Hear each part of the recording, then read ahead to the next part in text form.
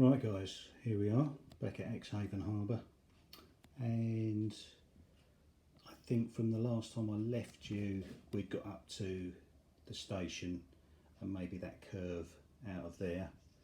Well, after that I got a little bit of a crack on, and we've got this curve round out of the harbour and up, back up to where the second girder bridge will be in the distance there.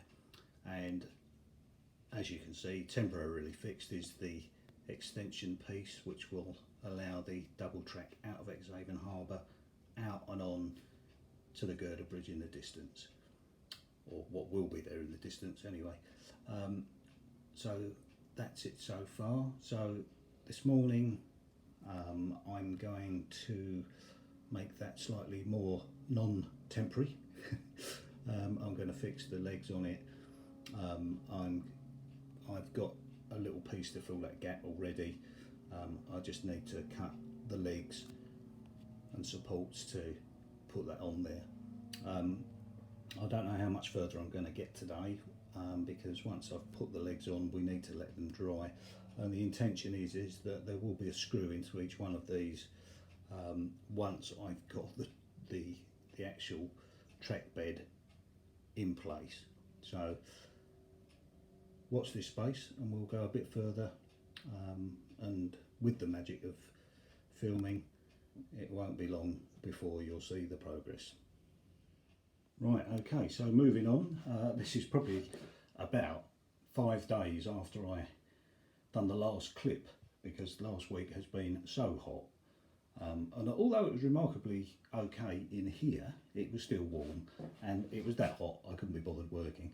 Anyway, I had to do some other things as well after our holiday, so anyway. So this is where we are at the moment. It'll look hardly any different, and perhaps maybe a bit messier, but things are ongoing. All of this is gluing up at the moment. Over here, as we move around into the station area, and the line that will go down into the freight yard, this is all now glued and in position. Quite pleased with that. That all works out really lovely. Had a slight rearrangement of the freight track coming down here. It was going to pass around the end of the station originally, but I've now decided to run it underneath, and there is plenty of room under there to get a train through. Plenty of height clearance. Hopefully you can see that. That'll run round there like that, and this is now the freight area. If you remember from previously, I've now actually put this up on the there we go, on some battening, which brings it up to the height of the dockside, which is what I want.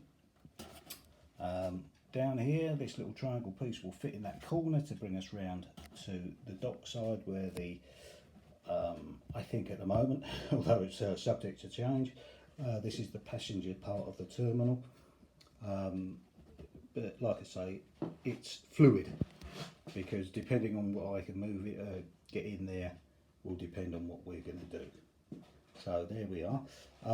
I had the section that I'd had propped up before, that's down. That's not gluing yet, but that's what I'll be doing after my cup of tea and listening to Popmaster. And that's the section that will join up with the other side, and then eventually go on to the second bridge that I've got just here. So that's where we've got. Maybe doesn't look too much, but believe me, there's a fair amount of work in there. And hopefully with the magic of videoing, the next update you'll see a bit more done. Right, so here we go. It's about 2 days after the last clip, and I think I left you just about there with the that little piece of triangle that was going to fit in that corner, and now we've moved on.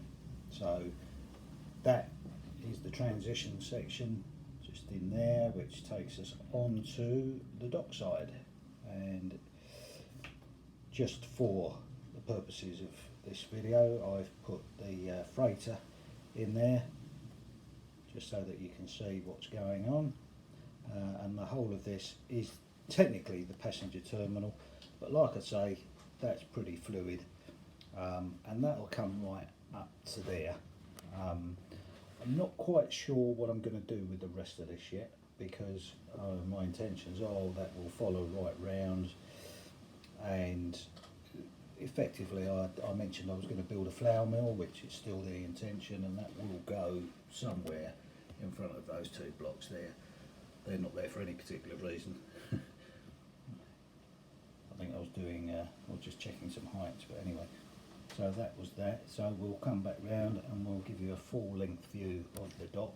And so I'm hoping that there's going to be enough room along this dockside for two ships, two passenger ships. The freight terminal where the freighter will technically be at this stage is along this dock section here, which will be adjacent to the freight yard, which will sit in there.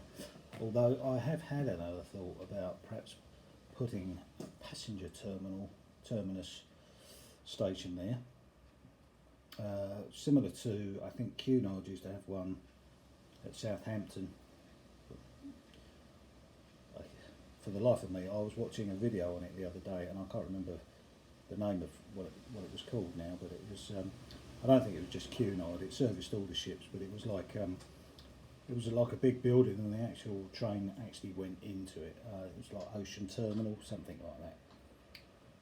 So that's where we are with that. So that's the full dock area right along there. Come back round for a final view and a sweep. Can we see right down there like that? And obviously across there. So, as a bit more of a recap, so everything else now is back in place. From this point right round, it comes round into Exehaven Harbour station. That'll go right round. This is all fixed in now. It's not glued to the surface or fixed to the surface properly, but all of the supports are glued onto the MDF as we come round there. And then there was fiddled around with this little bit for a little while, because this is the transition piece back up onto this section here before we hit the second bridge. So as we move across,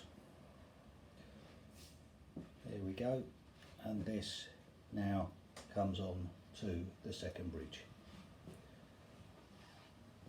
So I'm hoping that's going to look fantastic with trains running across in either direction at some point in the future.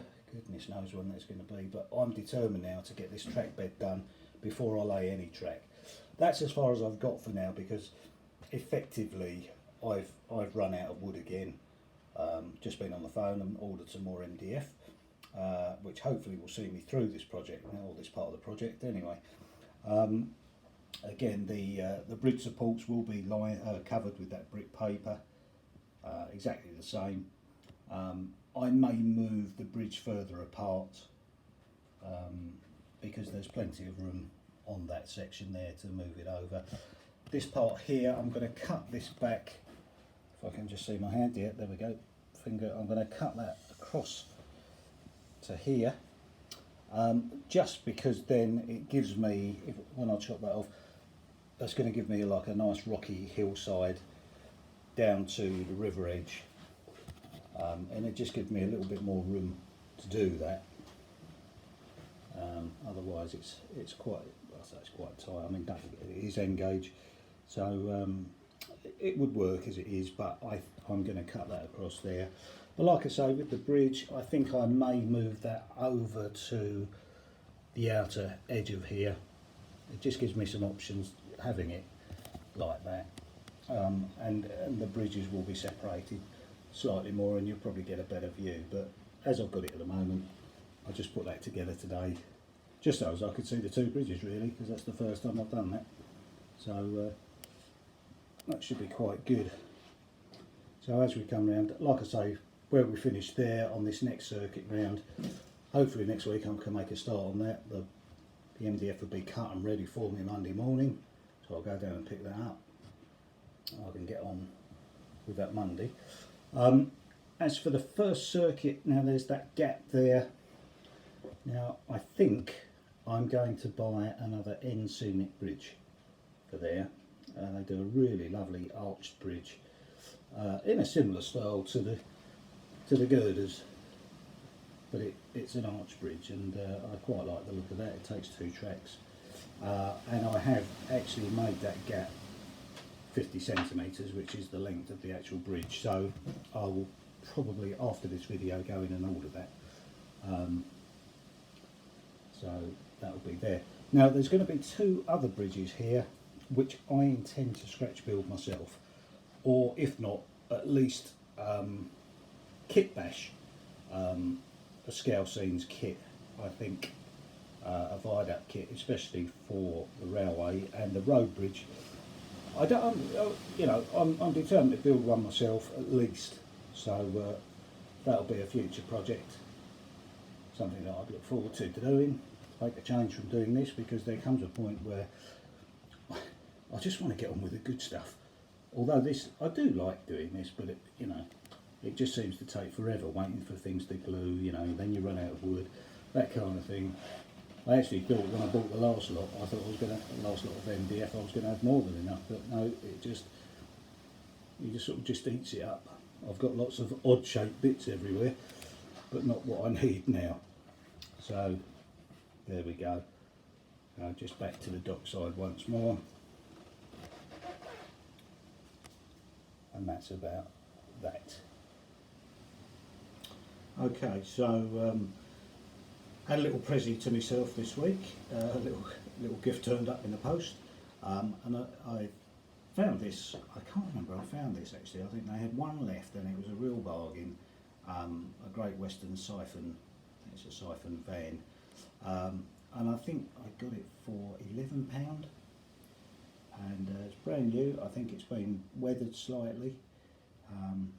I'm very pleased with that. It's just another little addition to the fleet, and I think I might even add that onto my little pannier tank engine when we get that going, with a couple of suburban coaches which I've got on order. I believe I've seen a couple of photos of yesteryear where there used to be a couple of passenger coaches and a siphon van tagged on, depending on what time of day it was, I guess. But yeah, quite pleased with that. Lovely little addition to my slowly growing freight fleet, if you want to call it that. There we go. And one other little purchase that I had while I was away in Devon, not Devon, oh my goodness, West Sussex we went to. Getting confused now because I'm looking at this sign. I was in a little gift shop, well, my wife was looking in gift shops, and while we were away, and I come across these lovely metal signs, and I don't know whether we can see that a little bit better because the light's shining on there. But yeah, these are like little tin signs, and I thought it was rather fitting for the layout. Sidmouth, Devon. I think it might be an old railway post from years ago, fast trains from London Waterloo. And I'm going to put that up on the wall behind where Budleigh Regis is going to be, because if you remember rightly, Budleigh Regis is vaguely based on Sidmouth. But yeah, just thought that was just a nice little addition to the cabin. Right, take 24. This is about the 3rd or 4th time I've attempted to do this, and I forget to put it on video. And I've taken 3 or 4 very average photos of myself, and I've waffled on for about 5 minutes. When I've gone to check back to see how it's worked, there's a couple of photos rather than any video. So here we go again. Guys, hope you've enjoyed what you've seen. I want to thank Stephen at Elven Home for about 2 or 3 episodes he featured me, and my subscribers have shot up, which is fantastic. Not really in it for the subscribers, but it's great fun and I really enjoy it, and it's brilliant. Paul Sheedy, brilliant presentation about all the engagers. Absolutely really enjoyed that, Paul. good effort, well done, mate. And like I say, run out of materials. Hopefully Monday I can get another crack on. Might be able to do a few little bits and pieces over the weekend, but we'll see how that goes. My wife will probably have me doing other things, as usual. This is a non-golfing Saturday for me, so that's yeah, that leaves me vulnerable to having to do other jobs around the house. What else? Oh yes, the ship that you see me building, the RMV Sicilian. I got to the point of making some seats for the decking out of the kit, which didn't turn out too well because they were so small, and the little cardboard, and you had to bend this cardboard seat about 3 or 4 times to get it into the right shape, and it didn't work. So what I've done is I've ordered some seating, N-gauge seating actually, which is very similar to the dimensions of the seats that were on the ship already. Little resin seats, so hopefully I can get them painted up and make them look like the wooden seats that they had on the deck of the ship. Moving on from that, I think really that's just about it. I hope to do another update sometime, perhaps this week or the following week. It could very well be the following week because I'm away for a little golfing break, funnily enough, next weekend. So we'll see how it goes, and see how far I get during the week actually. So, but I do, funnily enough, it's a bit of a golfing week this week. I've got another 2 rounds of golf lined up as well just before I go away. So we'll see where we get to. Okay, thanks everybody. Thanks all the engagers, all the guys that are really, you know, fantastic layouts. Engagers, double O gauge, absolutely fantastic. There's been some, I think Wardle Road's been featuring some great sort of garden layouts, outdoor layouts, brilliant. So I'm off now to go and watch Charlie at Chadwick and Stephen at Elven Home, put this video together, and then hopefully I can make a fresh start on Monday. Have a good weekend everybody, and hopefully I'll speak to you in the next week or 2. Thanks, see ya.